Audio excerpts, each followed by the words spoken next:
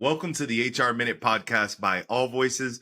I'm your host, Jeffrey Fermin, and today we have a guest that's going to talk about corporate mentorship.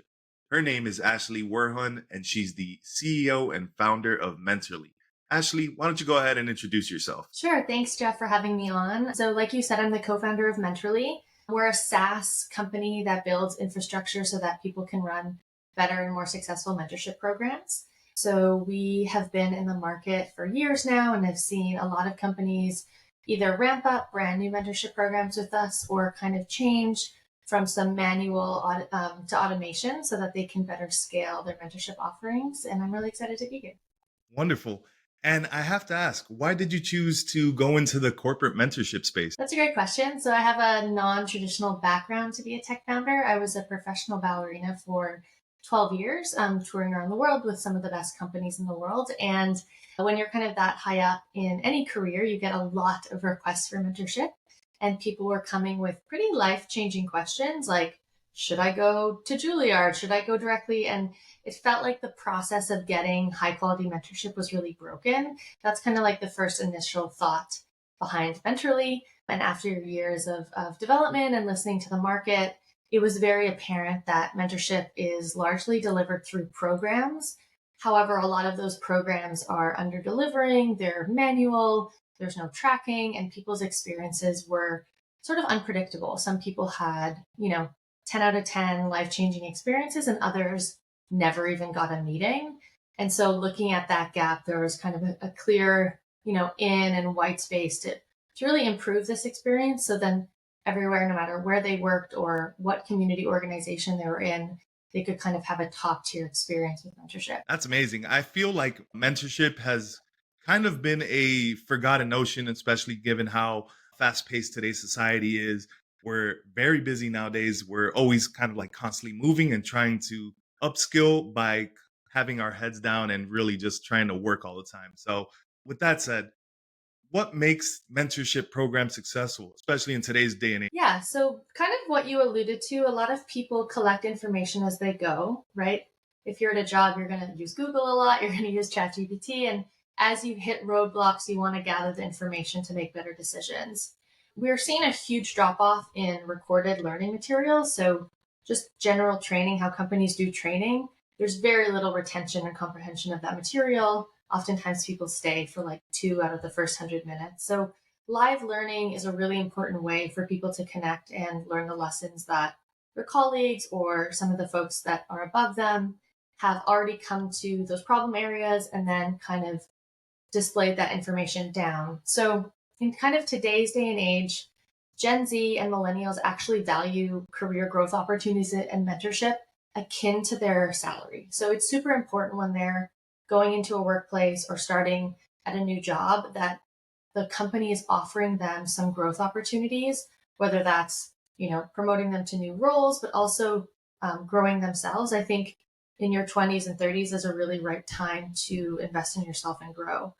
On the other side, mentors, you can kind of lose the lackluster in your role. It's often hard to remember how good you are, the lessons that you learned in your past. So the mentorship programs offer this opportunity for a change of, data and information to boost confidence, to feel seen and heard if you're going through something hard at work, to have a mentor saying, I've gone through that almost exact same scenario. This was the outcome. You're not going to copy their answer, but it really helps people grow. But to set up these programs, it's quite complicated. Essentially, you're dealing with a little bit of a marketplace, right? You have a pool of mentees and a pool of mentors.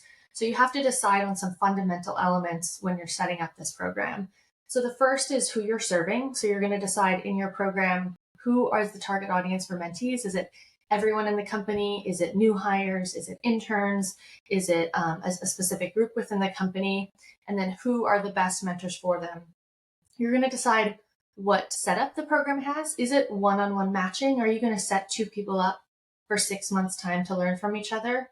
Or will it be more of this a la carte experience, which is really popular right now, and where the mentees can choose who they're talking to. They can understand what their background is, what their skills are, a little bit more about them, read about them, and then request a session with them, a one-on-one. So after you've kind of established that, then you can go into the other fundamentals like matching setup, which obviously you can use our matching algorithms to do better. And then kicking back to reporting and satisfaction. So those are the kind of five main areas that you really want to consider when setting up a mentorship program. Mentorship actually is a kind of a key word in all people conversations in terms of retention and skills transfer, but it's really being able to take it from an abstract strategy and put it into something that you offer in your company and you're doing it every single quarter for a population in the company. We've seen a lot of mistrust build between employees and companies, where companies since 2020 have made quite big promises to employees in manifestos and these announcements and articles. And then when a company joins, they think like, well, where is that? Where does that live in the company? And so mentorship is often a catch-all people solution, but I think the key is to actually implement it, track it, and make sure that you're offering it to your employees as they grow. So, quick personal story. As a Hispanic person that's been in tech for over a dozen years, I found it very difficult early on in my career, and even now to a certain extent, to find mentorship. You obviously don't want to go around asking people to say, "Hey, can you be my mentor?"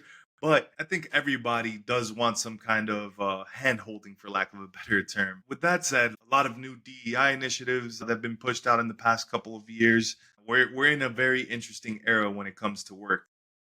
I'd like to know your thoughts on how can DEI be incorporated into mentorship programs to make sure that there's less situations like myself, or I'm sure like others face, where they might not be getting mentorship because they want to connect with somebody that's very similar to them. That's a great question. So you have to think of even diversity of personality, like what type of person. There is a subset of person that will be at the front of the room. They'll be raising their hand every time they believe they get mentorship. That could be developed from their childhood. Maybe they saw examples of people giving back. Maybe they saw examples of their parents reaching out for help. They will be on the forefronts of requesting mentorship. And so one of the goals when you're building a program is to make that experience possible, no matter how loud and upfront that worker is. Oftentimes you'll miss talent and opportunity because, they're more introverted, they're in the back of the room, they're not showcasing their work, but that person actually needs guidance. Maybe they have bigger ambitions within the company. And so when we're building tech, we think about these psychological barriers to even asking for the meeting. And so when you're doing that and you're building things like calendar connections and profile pictures and descriptions and intro messages to mentees to say, hey, this is why I'm part of this program. This is what I'd love to talk to. All of those things help the barrier come down little by little, right? Because especially the younger generation, they love to text.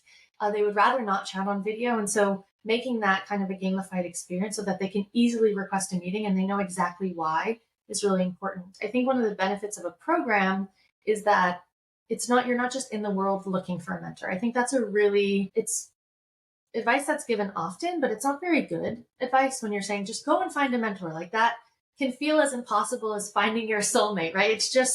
It's really complicated out there. You don't know if the mentor's willing and ready to hop on a call and give that advice. They might think you're interrupting them. And so by having their opt-in and their commitment to that program, you know that they're raising their hand. You talked a little bit about, DEI and intimidation of reaching out. It's really important that you have someone at the company that's not your manager to speak to about career challenges, about questions. You don't want to always be asking the people that you are reporting to and are tracking your performance for some of those things, right? Maybe some of those questions around, hey, I know that's just how they talked about the culture, but what was your experience when you went on mat leave? Like, what's the real here? Can I talk to a senior woman about that experience? And then with our product, you can actually, if you have a strong DEI use case, so let's say you're serving women in the company or like you in your question, folks of Hispanic background, you can ask questions like, would you like to meet with someone that has a similar background? Or in the experience of choosing a mentor, you're going to have their profile picture. Maybe in my office, I didn't have, a Black woman to look up to, but maybe in the London office there is, and I would have never even met her as a young employee. And now I have the opportunity to reach out and make a relationship. So we have horizontal software, meaning like you can turn on and off different feature sets. We do see some of the use cases be DEI focused and others not. But I think as we're building the product, you have to think about just the psychological barriers people go through to make the request for the meeting and then to give feedback for the meeting, right? Like when we ask for feedback, it only goes to the program manager and it's secure there. So you want to layer in some of those like barriers being lessened as you're building a product. The one thing that I'd love to know is what can companies currently do to encourage mentorship, and how can they facilitate it, and how can they create an environment where mentoring is welcome for both mentees and mentors? Yeah, that's a good question. I think a lot of companies are dealing with, no matter if you just went through a layoff like we're seeing today, or you're expanding your company. Microsoft did an interesting study and they released the different types of big data within companies. So whether that's a bridging or bonding data. And so the bonding data was within teams. So within your team, how close and connected are people? Like who is meeting with whom, who's getting work done. And then the bridging is team to team, city to city. And after COVID, what happened is teams got really focused but small, and they lost connections to other team in the company. So when that happens, and we've probably felt this even in our individual lives, right? Like we're more selective with friends and we do smaller gatherings. But what happens is you lose the big picture of the company, and then you don't have as much empathy for other teams and what they're working on. You also lose sight of opportunities within the company that you don't know exist. And then when a macro changes comes, you don't understand the big picture of the company. And so to build those bridging data, the bridging connections between teams, between cities, we obviously encourage to set up a formal program. And you can focus on matching to have people from the California office be talking to folks from New York and vice versa, or within different lateral team connections. I would say outside of mentorship programs, which I would love to talk about, is how your users, your employees interact with each other day to day. And so I would talk to your managers about how are they encouraging a learning culture within even their one-on-ones. Like within a one-on-one, what is the structure of that, right? Like even internal at our company, we have in a sales one-on-one, it's a coaching session essentially. We're reviewing tape, we're going back, we're increasing the feedback each time, and then you can see people growing from week to week to week.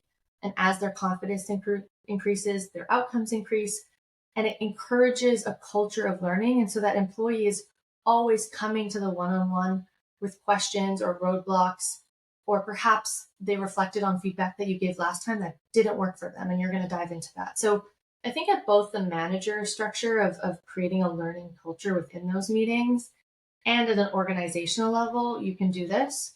But it's definitely not something to slap on the values and important culture notes and then not act on.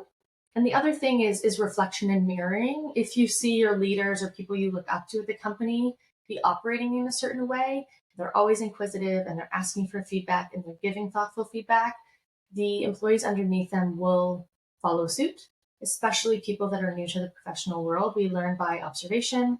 And so modeling, I think, is super important as well. Ashley, fantastic interview. What is the best way to reach you and Mentorly online?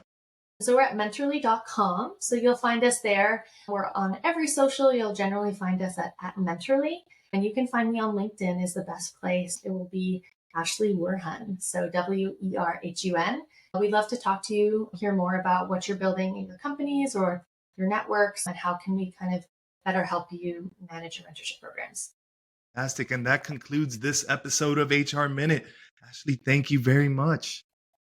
Thanks, Jeffrey.